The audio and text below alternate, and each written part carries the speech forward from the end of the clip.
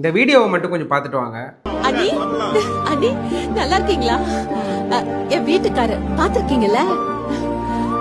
அண்ணி வீடு வெளியில இருந்து பாக்க. ஹாய், உள்ள போங்க. எப்படி இருக்கீங்க?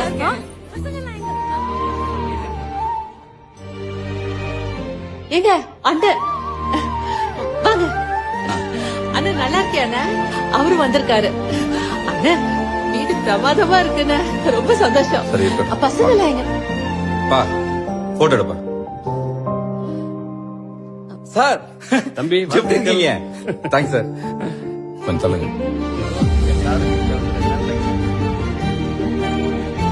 இப்ப எதுக்கு நீ இப்படி படுத்துட்டு இருக்க? எதுக்காக அவங்க நம்மள கூப்பிட்டோம்? எதுக்காக இப்படி கூப்பிட்டு அசிங்கப்படுத்தணும்? அவங்க கையில் பணம் இல்லை அப்படின்ற ஒரே காரணத்துக்காக அவங்க சொந்த ரிலேட்டிவ்ஸே அவங்கள அவமதிக்கிறாங்க. இது நம்ம ரியல் லைஃப்பில் நிறைய பேர் ஃபீல் பண்ண ஒரு விஷயமா இருக்கலாம். ஒரு பழமொழி ஒன்று இருக்குது, உங்கள் பாக்கெட்டில் மட்டும் பணம் இருந்ததுன்னா அந்நியர்கள் கூட உங்கள் உறவினர்களாக மாறிடுவாங்க.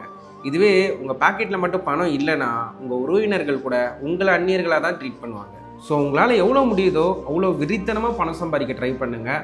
எவனாச்சும் சொல்லுவான் பணம் வாழ்க்கைக்கு முக்கியமே இல்லை அப்படின்னு சொல்லிட்டு, அப்படி எவனா சொன்னான்னா அவன் கையில் ஒருவா இருந்தாலும் சரி அதை பிடிங்கிட்டு வந்துடுங்க. பிகாஸ் அவனுக்கு தான் பணமே முக்கியம் இல்லை இல்லையா? முக்கியம் இல்லாத ஒரு விஷயம் அவன் கையில் எதுக்கு சொல்லுங்கள். ஸோ உங்களால் எவ்வளோ முடியுதோ அவ்வளோ சம்பாரிச்சுக்கோங்க. மற்றவங்க உங்களுக்கு மரியாதை கொடுக்கணுன்றதுக்காக இல்லை, மற்றவங்க மரியாதை கொடுக்கலையேன்னு நீங்கள் உட்காந்து ஃபீல் பண்ணாமல் இருக்கிறதுக்காக. அண்ட் உங்கள் ஃப்ரெண்டு யாராவது பணம் முக்கியம் இல்லைன்னு சொன்னான்னா கமெண்ட்டில் டேக் பண்ணி இருக்கிற பணத்தெல்லாம் என் அக்கௌண்ட்டுக்கு மாற்றி விடுறான்னு சொல்லிட்டு மெசேஜ் பண்ணுங்கள். அண்ட் லைஃப்பில் க்ரோ ஆகணும்னு நினச்சிங்கன்னா do follow my account and see you in another video. Bye guys.